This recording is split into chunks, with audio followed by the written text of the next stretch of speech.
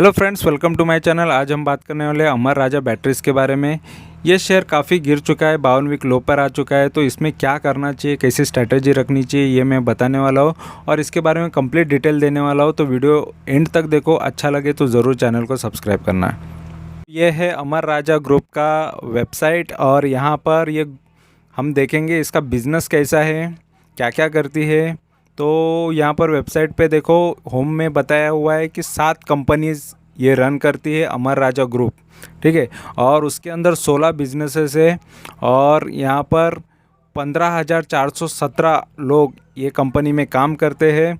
1.2 billion dollar की company है, ठीक है। और इनके अदर बिजनेसेस भी है, यहाँ पर आप देख सकते हो। आर बिजनेसेस में पहला है power electronics and distribution products, Amar Raja power system के अंदर आता है ये। पावर प्रोजेक्ट्स, ये अमर राजा पावर सिस्टम के अंदर ही है। और फूड्स एंड बेवरेज, ये गाला फूड्स के अंदर है, ठीक है। ऑटो कंपोनेंट्स, ये मंगल इंडस्ट्रीज़ लिमिटेड के अंदर है। तो ये सारे ये ग्रुप्स इसी के अंदर आते हैं, अमर राजा ग्रुप के अंदर, ठीक है। पावर प्रोडक्ट्स, ये अमर राजा इलेक्ट्रॉनिक्स के अंदर है। इंडस्ट्रियल बैटरीज़, ये अमर राजा बैटरीज़ के अंदर है, ठीक है। और बैटरीज कंपोनेंट्स, ये मंगल इंडस्ट्रीज़ के अंडर में आते हैं, ठीक है। और यहाँ पर है स्टोरेज सॉल्यूशन, मंगल इंडस्ट्रीज़ के अंदर है। हेल्थ केयर, ये अमर राजा इंफ्रा प्राइवेट लिमिटेड के अंदर है। और इलेक्ट्रॉनिक मैन्युफैक्चरिंग, ये अमर राजा इलेक्ट्रॉनिक्स के अंदर है। मेटल फैब्रिकेशंस, ये मंगल इंडस्ट्रीज़ लिमिटेड के अंदर है। और इंडस्ट्रियल सर्विस, ये अमर राजा इंफ्रा प्राइवेट लिमिटेड के अंदर है। और यहाँ पर ऑटोमेटिव बैटरीज़, ये अमर राजा बैटरीज़ के अंदर है, ठीक है। तो और ये इंफ्रास्ट्रक्चर प्रोजेक्ट जो है वो अमर राजा इंफ्रा प्राइवेट लिमिटेड के अंदर है। तो ये इनके प्रोडक्ट है और हमको बात करनी है अमर राजा बैटरीज़ के बारे में, ठीक है। तो अमर राजा बैटरीज़ का यहाँ पर मेन जो है वेबसाइट ये है, जो सेपरेट है, अमर राजा बैटरीज़ लिमिटेड, ठीक है। और इसके अंडर में ये कंपनी के बारे में थोड़ा डिटेल देख लो। और यहाँ पर देखो, अमर राजा बैटरीज़ लिमिटेड ये क्या करती है, टेक्नोलॉजी लीडर है ये, and one of the largest manufacture of lead acid batteries for both industrial and automotive application in the Indian storage battery industry के अंदर। The company is leading manufacturer of automotive batteries and home UPS inverter batteries under the brand Amaron and power zone. इसके under में ये 2 brand चल रहे हैं, which are distributed through pan India sales and service retail network. ARBL supplies automotive batteries under OE relationship to Ford India, Honda, Hyundai, Mahindra and Mahindra, Maruti Suzuki, Ashok Leyland and Tata motors, Honda motorcycles and scooter India private limited, royal Enfield, Bajaj auto limited, among others. देखो, नाम ये सारे आपने सुने होंगे, इन सभी को ये बैटरी सप्लाई करता है, ठीक है। ये इसके क्लाइंट्स है, कस्टमर्स है। ARBL also the leading private label supplier for prominent brand in India. ARBL is the preferred supplier to major telecom service provider, telecom equipment manufacturer, the UPS sector, OEM replacement, Indian Railways, and to the power, oil and gas, motive, among other industry segment. Amar Raja Industry Battery Division comprises of brands such as the Power Stack, Amron Volt, Amron Slick, Amron Volt, Amron Brute, and Amron Quanta. The company products are exported to most of the countries in the Indian Ocean Rim, ठीक है। तो यहाँ पर देखो, ये इनके products है, ठीक है। ये ऑटोमेटिव बैटरीज कौन सी है, ये कार्स में यूज़ होती है, इंटरनेशनली ऑपरेट होती है प्राइवेट लेबल के अंडर। तो यहाँ पर ये इनके बिज़नेस के अंदर जो भी काम कर रहे हैं ये यहाँ पर बताया। इंडस्ट्रियल बैटरीज कौन से, UPS है, टेलीकॉम के लिए, सोलार, रेलवेज़ के लिए, कहाँ कहाँ पर इनके बैटरीज यूज़ होते हैं, मोटिव में और डिफेंस में। तो ये सारी चीज़ें इनके वेबसाइट पे अवेलेबल है, मैंने आपको ये चीज़ दिखा दी है, ठीक है। तो अभी नेक्स्ट हम इसका देखेंगे शेयर कैसा है, ठीक है। यहाँ हम देख रहे हैं कि इसका एनएससी का जो आज का दिन का प्राइस है 9 मई का, ये लगभग 520 का है। और आज ही के दिन इसने 515 का जो लो मारा है, ये इसका 52 वीक लो बन चुका है, यानी काफ़ी गिर चुका है ये शेयर। लगभग 816 से ये 515 तक आ चुका है पूरे एक साल के अंदर, ठीक है। तो इसने काफ़ी गिरावट दिखाई है, तो इसमें क्या आगे अपॉर्चुनिटी है नहीं है, ये सारी चीज़ें हम डिटेल में देखेंगे। तो आगे देखते हैं इसमें और भी चीज़ें। यहाँ पर अभी हम स्वॉट एनालिसिस की बात करेंगे, इसमें स्ट्रेंथ वीकनेसेस सारी चीज़ें देखेंगे। तो सबसे पहले देखो स्ट्रेंथ कंपनी में क्या है कि company with the low debt, company पे कर्जा बहुत कम है। तो यहाँ पर हम देख सकते हैं कि कंपनी पे कितना कर्जा है। यहाँ पर मैंने इसका डेटा ले लिया है। तो देखो आप यहाँ पर देख सकते हैं कंपनी पे फ़िलहाल कर्जा जो 2010 में था 91 करोड़ का था, फिर 100 करोड़, फिर 86 करोड़, 88 करोड़, 86 करोड़, फिर 76 करोड़, ये घटते हुए नज़र आ रहा है। देखो घटते गया। 2019 में लगभग 58 करोड़ का उन पर कर्जा रहा, फिर उसके बाद थोड़ा सा बढ़ते गया, अभी देखो 97 करोड़ का है। तो इतना भी कम नहीं है, लेकिन कंपनी पर कर्जा कम है ऐसा बता रहा है। कंपनी विद लो डेट, कर्जा कम है, इजीली चुका सकती है, इस तरीके का इसका कहना है, ठीक है। और वीकनेसेस कंपनी में देखो नेगेटिव ब्रेकडाउन फर्स्ट सपोर्ट बता रहा है। तो ये भी मैं चीज़ आपको एक्सप्लेन कर देता हूँ। देखो ये चीज़ ऐसा होता है कि अगर शेयर गिरते जाता है तो वहाँ पर सपोर्ट रहता है कि ये सपोर्ट तोड़ दिया तो और नीचे जाएगा। तो फिलहाल इसने सपोर्ट 1 तोड़ दिया है। लगभग यहाँ पर देखो 525 का जो सपोर्ट है, यहाँ पर शेयर 520 पे ट्रेड कर रहा है। तो यानी 525 तोड़ के 520 भी गया है। फिर सपोर्ट 2 होता है 519 का, और सपोर्ट 3 होता है 511 का। तो सारे सपोर्ट ऐसे टूट जाएंगे, ठीक है। तो इसका तो फिलहाल ये सपोर्ट टूटते जा रहा है, ठीक है। तो ये सपोर्ट टूटने के बाद इसका एक सपोर्ट टूट जाएगा, ठीक है। तो ये सारे सपोर्ट टूट जाएंगे, तो ये इसका जो लो होगा तो उससे और भी बड़ा लो होगा, क्योंकि ऑलरेडी ये 52 वीक लो पे, यानी 515 इसका 52 वीक लो था। तो वहाँ पर ये अभी पहुंच चुका है। इससे भी ज़्यादा लो आएगा तो और भी शेयर गिर सकता है। इस तरीके का ये शॉर्ट टर्म या थोड़े दिन के लिए जो ट्रेडिंग करते हैं, ऑप्शन ट्रेडिंग, इंट्राडे ट्रेडिंग, उनके लिए ये चार्ट ठीक है, ठीक है। और जो लॉन्ग टर्म के हिसाब से सोचते हो उनके लिए ये चीज़ कोई ज़्यादा काम करती नहीं है, ठीक है। तो फिलहाल यहाँ पर यही पॉइंट, इसका मतलब ये होता है कि ये सपोर्ट तोड़ दिया है इसने फर्स्ट वाला। और यहाँ पर अपॉर्चुनिटीज़ की बात करेंगे तो देखो कंपनी में जो अपॉर्चुनिटीज़ बता रही है 3 और 5 साल के मुकाबले इसका जो पी है बहुत सस्ता आ रहा है। यहाँ पर मैं पी भी बता देता हूँ। यहाँ पर देख सकते हो इसका जो पी है ये लगभग 14 का पी आ रहा है, ठीक है। 14.75 का आ रहा है, यानी ये सस्ता पी आ रहा है, ठीक है। इससे महंगे होते 40 का 50 का पी, लेकिन ये सस्ता है। लेकिन सेक्टर के पी से थोड़ा महंगा है। इसका सेक्टर का जो पी आ रहा है, जिस सेक्टर में ये कंपनी काम करती है वो सेक्टर का पी बन के आ रहा है 4.46, लेकिन उसके मुकाबले इसका पी थोड़ा महंगा है। लेकिन ओवरऑल ये बाकी शेयर जो है इसके साथ जो कंपनीज़ है जो कंपटीशन में है, कंपटीटर्स है इसके, उनके मुकाबले इसका पी सस्ता आ रहा है, ठीक है। और upcoming result for Nifty 500 with a declining share है। तो ये निफ्टी 500 में का ये डिक्लाइनिंग शेयर है, क्योंकि ऑलरेडी ये 52 वीक लो पे ट्रेड कर रहा है, ठीक है। यहाँ पर अभी हम प्रॉज एंड कॉन्स देखेंगे। तो देखो इसमें पॉजिटिव नेगेटिव क्या चीज़ है। तो company is almost debt free, ये पॉइंट हमने देख लिया कि कंपनी पे कर्जा कितना है। Company is expected to give good quarter, तो गुड क्वार्टर देने वाली ऐसा ये बता रहा है। तो क्वार्टरली रिजल्ट्स यहाँ पर मैंने दिखाए हैं। तो देखो यहाँ पर सेल जो 2019 में मार्च में था वो 1567 करोड़ का था। उसके बाद ये थोड़ा बढ़ा, ठीक है, 1800 करोड़, 1600, 1700 करोड़, फिर यहाँ पर भी 1750 करोड़, 1500, 1600 करोड़ का, यहाँ पे 1150 करोड़, फिर 1900 करोड़। फिर देखो कंपनी का सेल बढ़ता हुआ ही नज़र आ रहा है। थोड़ा बहुत बीच में घटा है, लेकिन थोड़ा बहुत बढ़ता ही नज़र आ रहा है।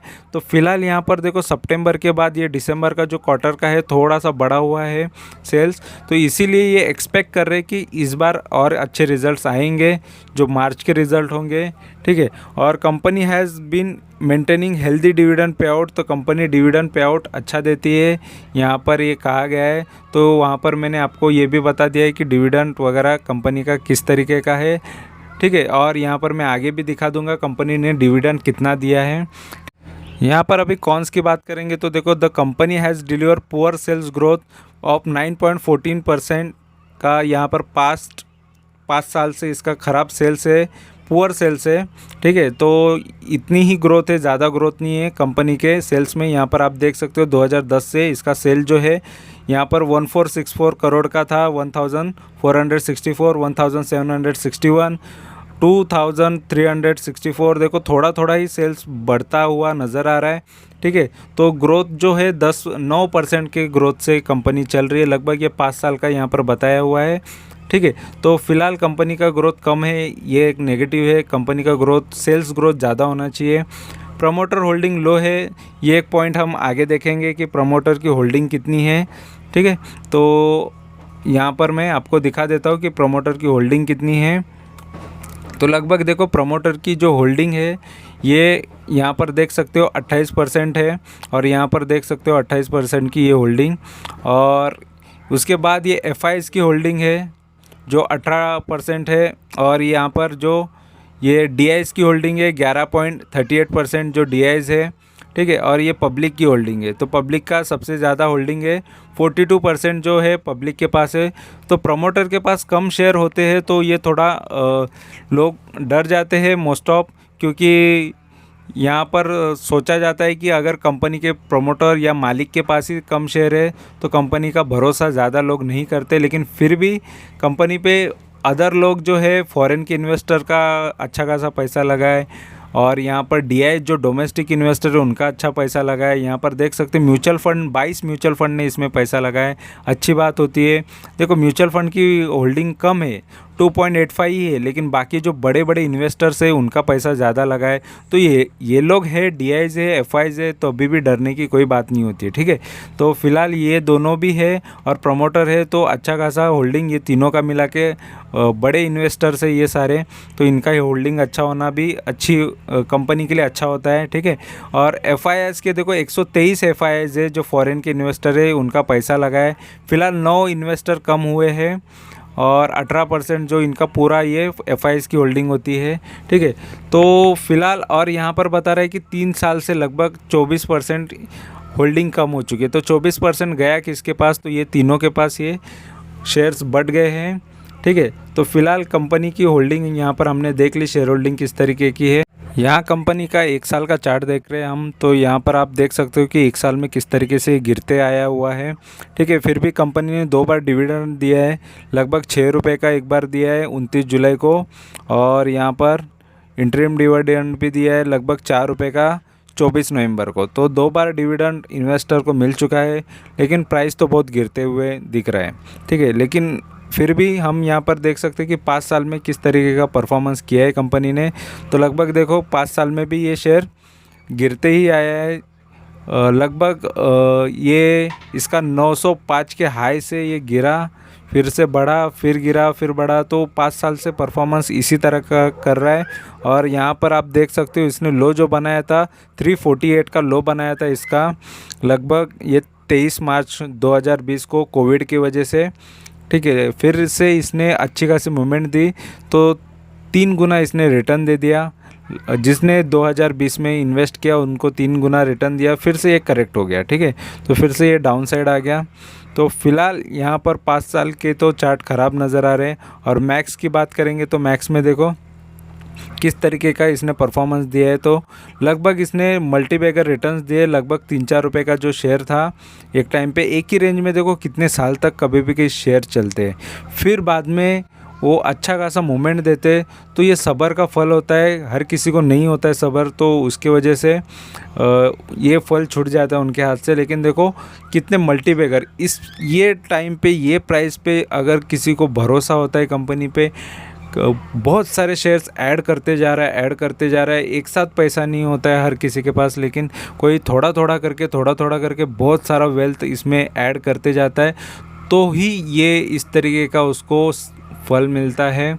और सब्र का फल बहुत मीठा होता है और अच्छा होता है। तो देखो इसी तरीके से कंपनी का बिजनेस भी अच्छा खासा होते जाता है, बढ़ते जाता है, और इसी तरीके के मल्टीबैगर रिटर्न्स वो इंसान कमा लेता है, ठीक है। तो इसी तरीके का हमको इन्वेस्टमेंट स्ट्रैटेजी हमारे लाइफ में हमेशा रखना चाहिए।